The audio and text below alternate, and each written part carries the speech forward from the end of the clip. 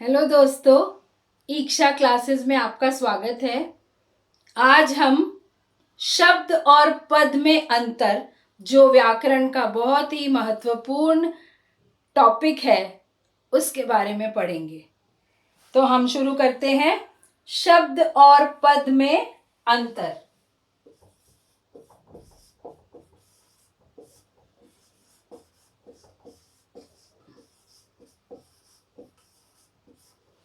सबसे पहले हम देखते हैं शब्द। शब्द क्या है?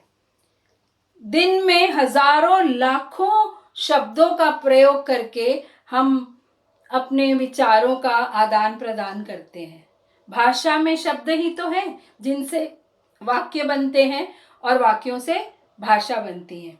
तो शब्द ना हो तो हम अपनी बात कह ही नहीं पाएंगे। इसलिए शब्द बहुत महत्वपूर्ण है, भाषा की एक इकाई है। अब शब्द है क्या? शब्द बनते कैसे हैं? देखिए, मैं यहां पर उदाहरण के रूप में लिखती हूं रमन। रमन क्या है? रमन एक लड़के का नाम है, एक नाम है रमन। अब ये बना कैसे? ये बना र जमा म जमा न, रमन।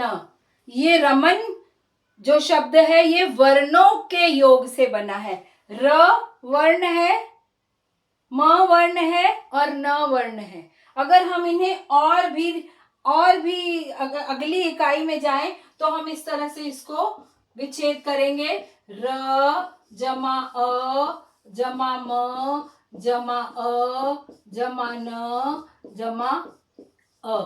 तो ये वर्णों की सबसे छोटी इकाई है और भाषा की भी सबसे छोटी इकाई है। जब हम वर्णों का विच्छेद करते हैं, इन वर्णों को जब जोड़ दिया जाता है तो वो शब्द बन जाते हैं, लेकिन उनका कोई अर्थ होना चाहिए, तभी वह शब्द कहलाते हैं। तो हम क्या कह सकते हैं कि वर्णों के संयोग से बनने वाले शब्द कहलाते हैं, लेकिन उनका अर्थ होना चाहिए। और अगर हम और संक्षेप में स्पष्ट रूप में परिभाषा लिखना चाहते हैं तो हम कहेंगे वर्णों के सार्थक समूह को शब्द कहते हैं और शब्दों से वाक्य बनते हैं। तो आपको स्पष्ट हो गया होगा शब्द क्या है। आप डिक्शनरी में या शब्दकोश में रमन शब्द ढूंढेंगे, आपको मिलेगा और वहां लिखा होगा किसी का नाम, चाहे वो ऋषि का नाम हो, चाहे किसी बालक का नाम हो, तो वहां लिखा होगा किसी का नाम, तो वो है शब्द। अगर इसी को उल्टा पुल्टा हम लिख दें,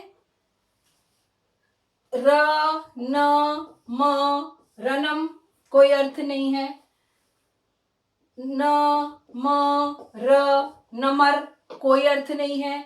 लेकिन अगर हम लिखे नरम, नरम, तो उसका अर्थ है नरम यानी सॉफ्ट।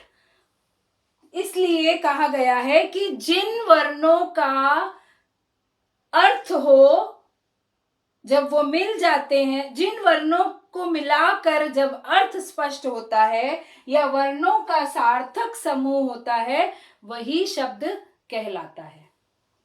तो वर्णों का सार्थक समूह हुआ शब्द, और ये मिलता कहाँ है? डिक्शनरी में। हर शब्द आपको डिक्शनरी में मिलेगा। अब पद क्या है? कोई ज्यादा अंतर नहीं है। वही शब्द, यही शब्द जब वाक्य में आ जाएगा तो ये अपना नाम बदल देगा। शब्द की जगह क्या बन जाएगा? पद। अब हम यहां लिखते हैं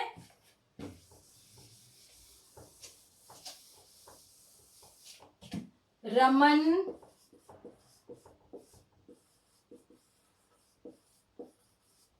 स्कूल जाता है। अब यही रमन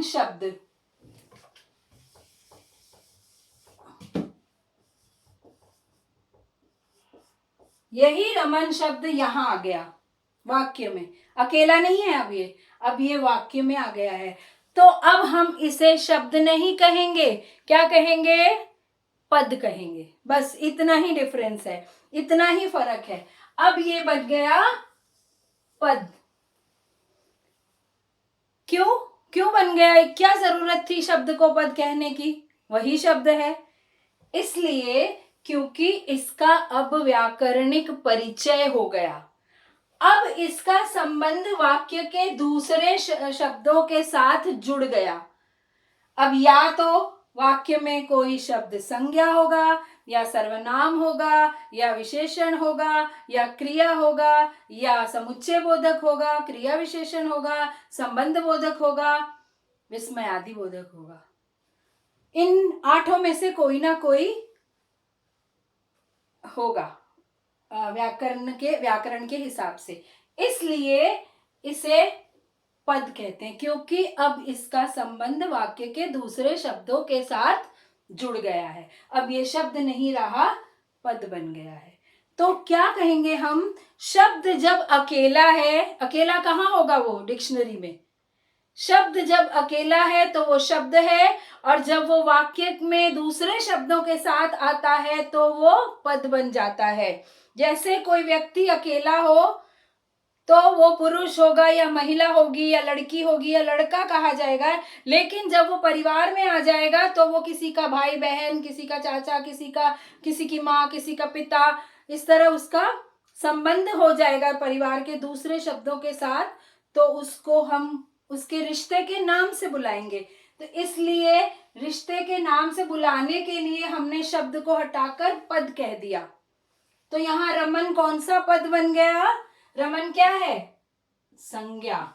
हम ये नहीं कहेंगे कि रमन संज्ञा शब्द है, नहीं। अब वो वाक्य में आ गया है, अब उसको एक पदवी मिल गई है, उसको एक स्थान मिल गया है, इसलिए वो पद कहलाता है। आप इसी तरह याद रख लीजिए कि वाक्य में आ जाने के कारण शब्द को एक पद मिल गया।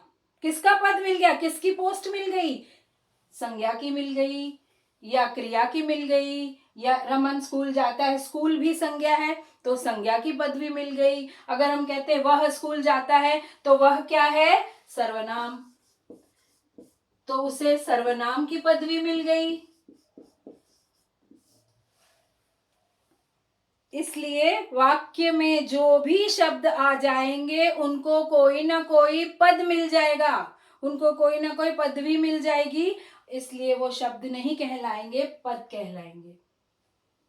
तो आपको स्पष्ट हो गया होगा शब्द और पद में अंतर।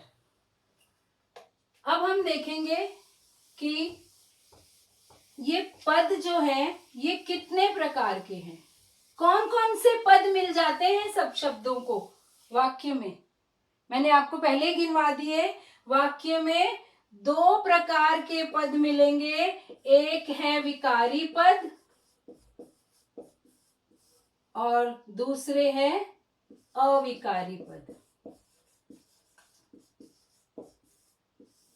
विकारी पद वो है, इनको हम डिटेल में बाद में करेंगे, हम अभी केवल नाम जान लेते हैं। विकारी पद हैं जिनमें बदलाव आ जाता है, जिनमें विकार आ जाता है, जिनमें परिवर्तन आ जाता है, वो 4 प्रकार के हैं। संज्ञा, सर्वनाम, विशेषण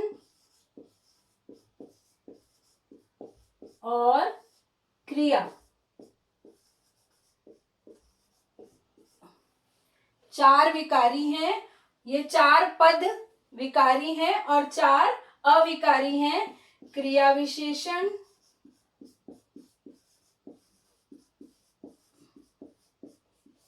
संबंध बोधक,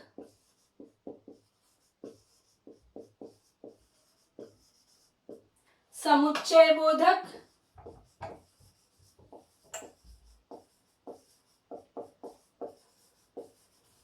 और विस्मयादि बोधक।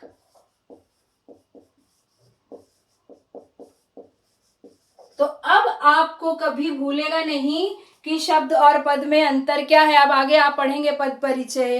पद परिचय मतलब जो शब्द वाक्यों में है उनका परिचय देना है, वो क्या है, वो ये पद परिचय भी हम डिटेल में करेंगे। तो जो शब्द अकेले हैं वो शब्द हैं, जो वाक्य में आ गए वो पद बन गए, उनको कोई ना कोई व्याकरणिक दृष्टि से नाम मिल गया। तो ये कोशीय शब्द है और ये व्याकरणिक शब्द है, बस यही अंतर है। शब्द फिर भी नहीं कहेंगे हम, इनको पद कहेंगे। मुझे उम्मीद है आपको ये कॉन्सेप्ट क्लियर हो गया होगा कि शब्द और पद में क्या अंतर है, और ये 8 पद हम डिटेल में धीरे धीरे पढ़ते जाएंगे। तो आपको अगर कोई भी किसी भी तरह का डाउट है, कोई मुश्किल है, कठिनाई है, तो आप कमेंट बॉक्स में लिखिए, मैं आपकी इस समस्या का समाधान करूंगी। और मेरे चैनल को सब्सक्राइब कीजिए, अपने दोस्तों को बताइए, बेल आइकन दबाइए, लाइक कीजिए, शेयर कीजिए, और हम फिर अगले वीडियो में मिलेंगे। और हमेशा खुश रहिए।